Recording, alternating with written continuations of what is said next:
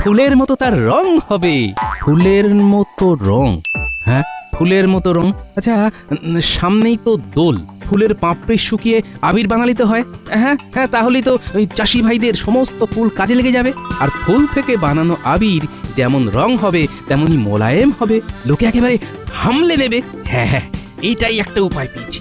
যাই যাই যাই, পুটির বাবাকে এই খবরটা দিয়ে আসি। যাই। আরে আরে আরে এখন আবার কোথায় যাচ্ছে? দারুণ উপায়, দারুণ উপায়, কিন্তু তোদের সবাইকে আমার সাথে থাকতে হবে। আমি একা কিন্তু এই কাজ করতে পারবো না। গোপাল দাদু, তুমি কিচ্ছু চিন্তা করো না, আমরা কাল থেকেই কাজে লেগে পড়বো। হ্যাঁ গোপাল দাদু, তুমি শুধু আমাদের হুকুম করবে, দেখবে তারপর কিভাবে কাজ হয়।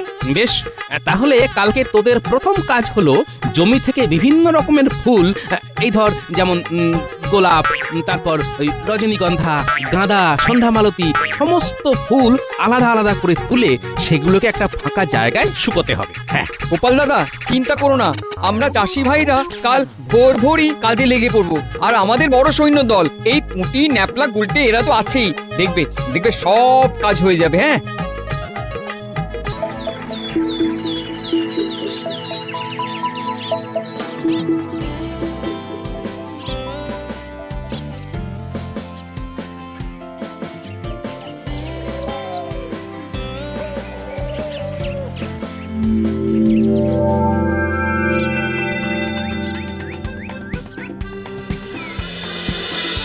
এই ন্যাপলা, পুঁটি, গুলটে, তোরা ফুলগুলো শুকোতে দে, আমার একটু কাজ আছে, আমি আসছি।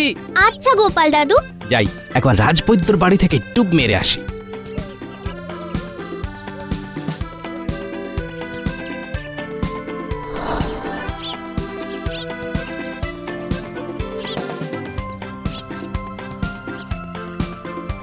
রাজবৈদ্য আছো নাকি?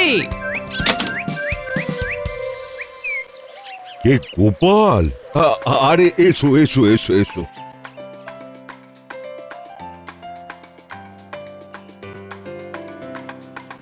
বসো বসো। না না, বসবো না রাজবৈদ্য, আমার কয়েকটা জিনিস লাগবে। কি জিনিস গোপাল? কিছু সুগন্ধি লাগবে, আছে তোমার কাছে? সুগন্ধি? হ্যাঁ, তা অনেক সুগন্ধি আছে। এই ধরো, যেমন চন্দন কাঠের সুগন্ধি, গোলাপের সুগন্ধি, আরো অনেক অনেক সুগন্ধি আছে। ব্যাস ব্যাস ব্যাস, যা যা আছে আমাকে সব দিয়ে দাও, চিন্তা নেই, টাকা পেয়ে যাবে। হ্যাঁ, সে না হয় ঠিক আছে, কিন্তু এত সুগন্ধি দিয়ে করবেটা কি? রং বানাবো।